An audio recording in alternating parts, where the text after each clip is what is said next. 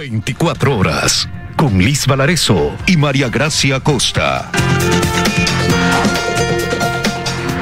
Amigos, buenas tardes, bienvenidos a 24 horas. El presidente Guillermo Lasso mantuvo hoy su primera reunión bilateral con el gobierno de Estados Unidos. Hay actividad en el Palacio de Carondelet. Hola María Gracia, ¿cómo estás? Buenas tardes. ¿Qué tal? ¿Cómo estás, Liz? Amigos, muy buenas tardes. Durante el encuentro hablaron temas de vacunas, comercio y economía. Empezamos en directo desde la Casa de Gobierno en el segundo día de Guillermo Lasso como presidente. Freddy Paredes, como vemos, está allí para darnos información. Hola Freddy. Compañeras, amigos televidentes, muy buenas tardes. En efecto, hoy tuvo lugar en el Palacio de Carondelet la primera reunión bilateral que mantuvo el presidente Guillermo Lasso con la delegada del presidente de los Estados Unidos, Joe Biden. Nos referimos a la embajadora Linda Thomas-Greenfield, que estuvo también presente en el cambio de mando presidencial. Yo creo que todos conocemos las tradicionales buenas relaciones que tiene Ecuador con Estados Unidos. Y en nuestro gobierno tenemos el claro propósito de fortalecer aún más esas buenas relaciones con los Estados Unidos. Hablaron sobre temas fundamentales de los dos países y también sobre el tema sanitario que le preocupa mucho al Ecuador, el tema vacunas, tal como lo detalla la embajadora Linda Thomas-Greenfield. Es un gusto estar aquí. Nosotros hemos tenido la primera reunión bilateral con el presidente y estamos muy agradecidos de esto. Se han tratado temas como aquellos de vacunas, aspectos que interesan a nuestros dos países. También estamos muy agradecidos y reconocemos la importancia del presidente en temas de democracia, en temas de derechos. Minutos después ratificó esta misma información la embajadora de Ecuador ante los Estados Unidos, que ha sido ratificada. Nos referimos a Ivonne Baqui, que estuvo presente en esta reunión en el Palacio de Carondelet, junto también con el embajador de los Estados Unidos en el Ecuador. Se habló del tema de vacunas, el tema comercial y el tema económico, ha dicho Ivonne Baqui. El tema de salud es lo principal. Queremos las vacunas. Hablamos sobre, más que todo de eso, compromiso de eso y compromiso también del acuerdo comercial y la parte económica que van mano a mano, porque eso genera trabajo. Lo que la gente quiere es trabajo. La salud antes que todo para que puedan trabajar, estar vacunados. Lo segundo, la parte económica. Así que eso fue lo que se habló y fue muy positivo. ¿Hay un pedido concreto de número de vacunas a los Estados Unidos? Eso lo menciona el presidente y ellos lo mencionan. Cerca del mediodía ingresó al Palacio de Gobierno el activista político y líder de la oposición venezolana, Leopoldo López, junto a su esposa y unos pocos colaboradores. Entendemos que tiene alguna reunión en el Palacio de Carondelet. Esto no hemos podido confirmarlo, puesto que hoy la prensa no ha podido ingresar hasta el Palacio de Gobierno con el argumento de que el presidente Guillermo Lasso tiene una agenda privada el día de hoy. Es nuestro informe a esta hora. Sigan ustedes, compañeras, en los estudios. Amigos, muy buenas tardes. Buenas tardes para ti también, Freddy, y muchísimas gracias.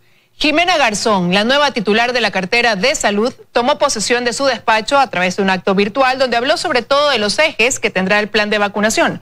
Belén Merizale tiene más detalles de este tema. Hola Belén, cuéntanos, la ministra adelantó algunos aspectos sobre el nuevo plan de vacunación. Muy buenas tardes, compañeras en estudio, amigos televidentes. Pues en realidad durante este primer acto que mantuvo la ministra de Salud, Jimena Garzón, de forma virtual, no se dieron mayores detalles de lo que será el plan de vacunación. Lo que sí se conoce con certeza es que este se iniciará a partir del 31 de mayo. La ministra señaló que en esta ocasión se priorizarán 3 aristas fundamentales, que son el orden, la dignidad y la transparencia. Para conocer más detalles les hemos preparado el siguiente informe. Veamos.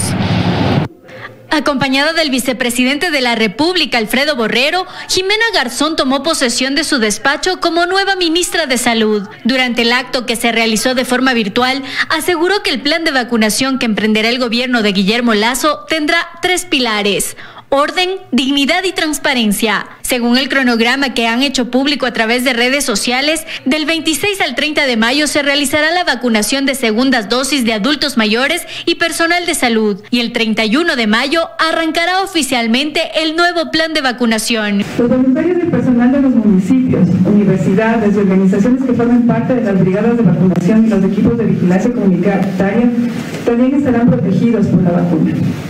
Los adultos mayores con limitaciones de su movilidad serán atendidos en sus centros y viviendas. Se vacunará también a los cuidadores y a los familiares que están a su cargo. Los estudiantes que realizan sus prácticas de internado en los hospitales y centros de salud también serán vacunados. Se protegerá a todos los trabajadores de salud públicos o privados que aún no reciben la vacuna. Garzón pidió a los municipios, universidades y otros sectores que mantengan su ayuda para alcanzar la meta de 9 millones de vacunados en 100 días. Y dijo que ahora el plan del gobierno se enfocará en 3 ejes: puestos fijos en centros de votación, campañas masivas y brigadas móviles. Enfrentaremos la pandemia con un enfoque integral que además de la vacunación incorpore la vigilancia epidemiológica, la detección y el diagnóstico temprano de casos. Pero también se comprometió a construir un plan nacional de salud para dar un giro al sistema, pues el nuevo gobierno reconoce que si no se cambian las bases, muy poco se podrá hacer para mejorar la calidad de la salud en el país. La enfermedad principal que tiene el país, este rato se llama corrupción. En su plan está también luchar contra la desnutrición infantil y mejorar el primer nivel de atención. Justamente entonces recordemos que desde el 26 hasta el 30 de mayo únicamente se inocularán segundas dosis para personas adultas mayores y personal de salud. Y a partir del 31 de mayo ya se llevará a cabo este nuevo plan, que esperemos hasta esa fecha tener ya mayores detalles. Con esta información regresamos con ustedes de estudios que tienen más noticias. Muy buenas tardes. Muchas gracias, Belén. Buenas tardes. Para 2 analistas, la madurez política que ha adquirido Guillermo Lasso durante sus años intentando llegar a la presidencia quedó demostrada en el contenido de su discurso, aunque aseguran que al discurso le faltó profundidad. No incluyó detalles de cómo cumplirá las promesas que mencionó en él. Si Guillermo Lasso hubiese ganado la presidencia en su primer intento en el 2013, su discurso hubiese sido diametralmente distinto, coinciden estos analistas. Veo que Lasso está haciendo un esfuerzo por acercar las suyas al pensamiento general de los ecuatorianos. Ese no fue el discurso de un neoliberal ni de un conservador. Fue un discurso de un hombre que está en el centro político, para decirlo mínimo. Pedro Donoso concuerda y lo hace destacando a un personaje que estuvo presente en el discurso y no por coincidencia. Roldós, el gran símbolo del centro, lo trajo, pero lo que quiso es construir. Roldós, un vacío de poder, y de ahí vengo yo. Justo antes, Lasso habló de caudillos. ¿Se estaba refiriendo a Rafael Correa o a Jaime Nebot? No sé a quién, pero en todo caso, qué bueno que eso se acabó. Eso es lo importante. Por supuesto que pueden estarse sintiendo lesionados algunos aspirantes a caudillos. Guadalupe Llori, en representación de la Asamblea Nacional, apareció también varias veces en su mensaje. Lasso lo que hace es hablarle a la Asamblea con 2 lógicas, ¿no es cierto?, para mí. La primera, para evidenciar que necesita de ellos para el Ecuador del encuentro, y lo segundo fue marcar la cancha. Una voluntad clara de entender lo que está pasando y de que la Asamblea no puede ser obstruccionista. El presidente Guillermo Lasso mencionó también que no minimizará al Estado, nuevamente intentando derrumbar relatos en torno a su gestión, aunque sembró una duda. Hasta que el pueblo decida lo contrario, respetaré la institucionalidad actual. A eso nace una gran duda, que es qué quiere decir con eso, muerte cruzada o consulta popular. Y lo segundo fue la habilidad que él tuvo de poner en escena algo bastante simbólico, que es él nunca me hubiese imaginado que un banquero reciba, ¿no es cierto?, la banda presidencial de una lideresa indígena, como graficando el encuentro, como poniendo en escena el Ecuador del encuentro. Y si bien habló de vacunación y de algunas decisiones que tomará, no usó su discurso para decir cómo lo hará, tampoco para adelantar hacia dónde irá la reforma tributaria o laboral que va a plantear. Busca la colaboración de todos y su propio sector debe ser el que más caso le haga más pronto. Sabe que tiene un compromiso también como sector. En resumen, coinciden ambos analistas. Al que vimos fue un Guillermo Lasso que parece haber abandonado los dogmatismos, que se presenta como el presidente de todos e intenta alejarse de los caudillos, hablándole directamente a quienes le dieron el voto. Dayana Monroy, 24 horas. Con esperanza y vientos positivos, el sector comercial y empresarial del país mira con buenos ojos el cambio de gobierno. Dicen que en el discurso de Guillermo Lasso hubo mensajes claros que con un entorno favorable permitirán que el sector libere su potencial emprendedor. Desde el atril del legislativo, el discurso del presidente número 47, Guillermo Lasso, no solo cerró un ciclo, también llenó de optimismo a distintos sectores, uno de estos el empresarial. Así lo reconoce el presidente de la Cámara de Comercio de Guayaquil. Muy positiva. Creo que las palabras del discurso del presidente Guillermo Lasso pues han generado un mayor optimismo en el que ya habían incrementado esa sensación de esperanza, de motivación, de optimismo en el sector comercial por querer invertir, por querer emprender. Sus palabras y sus primeras acciones habrían generado un shock de confianza que avivó la intención de recuperar el tiempo perdido e iniciar pronto un trabajo entre los sectores público y privado. Si se toman las medidas estructurales correctas, el país empieza a crecer como se debe. Pero necesitamos el sector productivo darle la mano también a aquellas personas más vulnerables. Otro aspecto importante que señala el presidente del Comité Empresarial Ecuatoriano, Felipe Rivadeneira, es la apertura del Ecuador al mundo. Y mencionó exactamente que el Ecuador está abierto hacia el comercio mundial. Habló de que va a encaminar la firma de acuerdos comerciales para traer más de Ecuador al mundo y más mundo al Ecuador. Yo creo que la agenda comercial va a marcar uno de los principales puntales de este gobierno. Es trascendental entonces caminar hacia la Alianza del Pacífico, continuar el acuerdo comercial con Estados Unidos y abrirnos a nuevos mercados que mejoren la competitividad y los costos finales. Guillermo Lasso hizo un llamado de unidad a todos. Sin importar el lugar que ocupemos, el rol que desempeñemos, actuemos con la convicción de que todos tenemos una contribución que ofrecer. Necesitamos una unión de ecuatorianos en estos momentos donde vivimos una crisis enorme, profunda en materia económica, social, de seguridad. Y resaltan también la importancia de la campaña de vacunación para retomar las actividades y el comercio. En Quito, María Gracia Acosta, 24 horas. 1,7 millones de ecuatorianos serán eliminados de la central de riesgo por tener deudas menores a $1,000. ¿Quiénes pueden acceder a este beneficio y qué instituciones aplican? Se lo contamos. Fue uno de los primeros decretos en ser firmados por el presidente Guillermo Lasso. La reincorporación a la vida productiva de más de 1.700.000 ecuatorianos, quienes por razones de la pandemia y otras se encontraban en la central de riesgo. Por lo que se dispone que todas las instituciones y empresas públicas y privadas que prestan el servicio de referencias crediticias eliminen de sus registros la información histórica de obligaciones de las personas naturales deudoras, cuya deuda total consolidada sea menor a $1,000. Pero este decreto se aplica en 3 casos. El primero, cuando las obligaciones correspondan al sistema financiero privado, público, de la economía popular y solidaria, se eliminará los datos de deudas menores a $1,000.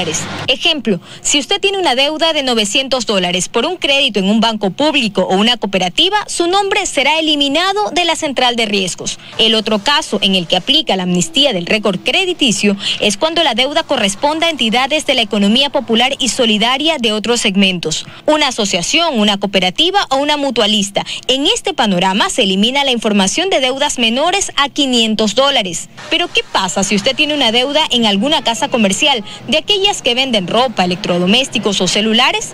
En este caso solo se eliminarán los datos de aquellas personas que tengan valores pendientes menores a $100. El decreto aclara que la eliminación de esta información no supone ni implica bajo supuesto alguno la pérdida de los derechos de cobro que le asisten a los legítimos acreedores. Esto de aquí no es un perdón de deudas, es que se limpia el registro en la central de riesgos y permite que pueda acceder a futuro a un nuevo financiamiento, porque ya no va a tener esa mala calificación por la mora anterior. Las instituciones que prestan el servicio de referencias crediticias darán cumplimiento a lo señalado en el presente decreto en un término no mayor a 60 días. Joana Ramos, 24 horas. Organizaciones de defensa de la libertad de expresión califican como un acierto a la derogatoria del reglamento de la Ley de Comunicación dispuesto por el presidente Guillermo Lasso. El envío de un nuevo proyecto normativo genera expectativas. A través del decreto 32 firmado la noche de este lunes, el presidente Guillermo Lasso derogó el reglamento de la Ley de Comunicación expedido en enero de 2014, a través del decreto ejecutivo 214 y todas sus reformas. En él, en 32 páginas, se detallaban criterios normativos sobre publicidad, códigos deontológicos del periodismo, frecuencias y demás. El reglamento se mantenía vigente pese a que en 2019 se reformó la Ley de Comunicación y varios de sus apartados quedaron en desuso. Francisco Rocha, presidente de la Asociación Ecuatoriana de Editores de Periódicos, AEDEP, cree que el nuevo gobierno le da un espaldarazo a la libertad de expresión. Al derogar el reglamento que era el original de la ley anterior, lo que hace es dar sus primeros pasos en promover una libertad de expresión mucho más amplia, incluso yo diría es un aporte mayor al que dio el señor presidente Moreno.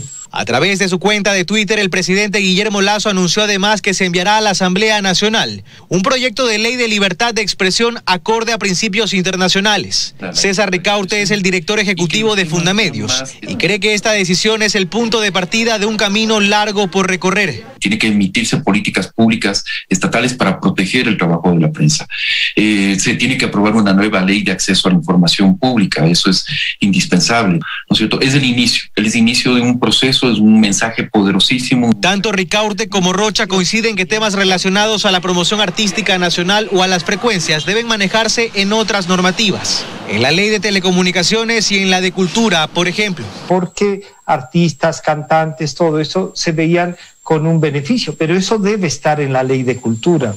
La comunicación y la libertad de expresión son otra cosa. Todo el aspecto de frecuencias tiene que pasar a la Ley de Telecomunicaciones, obviamente guardándose la protección a los medios comunitarios. En lo de fondo aplauden la decisión del nuevo gobierno, pues claramente se intenta pasar la página de lo que dicen fueron días oscuros de persecución y hostigamiento a la prensa crítica del poder. En Guayaquil, Carlos Acoto, 24 horas.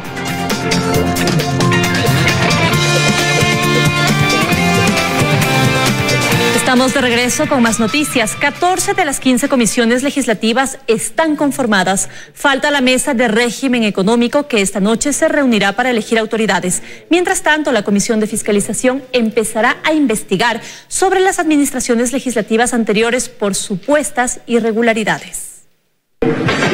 La Comisión de Educación de la Asamblea Nacional eligió a Manuel Medina y Rocío Guano Luisa como presidente y vicepresidenta respectivamente, mientras en la Mesa de Soberanía Alimentaria, Mariano Curicama y Lucía Plasencia estarán al frente de esta comisión. En Fiscalización, Fernando Villavicencio y Ana Belén Cordero fueron elegidos como presidente y vicepresidenta. Ellos tendrán entre sus actividades llevar adelante, una vez que sea calificado por el CAL, el juicio al contralor subrogante Pablo Celi y también el proceso que han anunciado en contra del defensor del pueblo. Sin embargo, en su agenda también está fiscalizar las administraciones legislativas de los últimos 14 años, pues dicen que hay algunas irregularidades. En contratación, por ejemplo, de remodelación del edificio de la Asamblea, hubo una irregularidad en el periodo pasado, de contratación administrativa al interior de la Asamblea, los sueldos, los ingresos, el tema de la Cámara de Asesores. La única comisión que falta es la de régimen económico, pues pese a que la semana anterior la segunda de la lista, Mireya Pazmiño de Pachacuti, convocó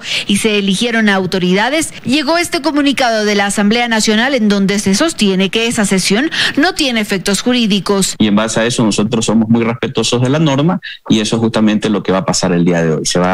Vamos a instalar esa sesión para ya darle la viabilidad que se requiere a esta mesa. Vamos a solucionar y vamos a tener una comisión económica que es fundamental. Desde Pachacutic dicen que el acuerdo con Creo y los independientes se mantiene. Nosotros hemos dialogado con ella, le hemos pedido que reflexione su posición, no obstante, en el resto de comisiones hemos cumplido a rajatabla lo que dice el acuerdo. Hasta este momento el acuerdo legislativo tiene 12 de las 15 comisiones legislativas. BAN, que es de la Alianza Creo Independientes, tiene 6 presidencias de comisiones, mientras que la IDE y Pachacutic 3 presidencias cada una. UNES tiene por su lado 2 presidencias y el PSC una vicepresidencia. En Quito, Andrea Samaniego, 24 horas. Mientras avanza la investigación sobre la muerte del exsecretario de la Presidencia, José Augusto Briones, vinculado en el caso Las Torres, su abogado ha confirmado que no había intención siquiera de someterse a una colaboración eficaz con Fiscalía.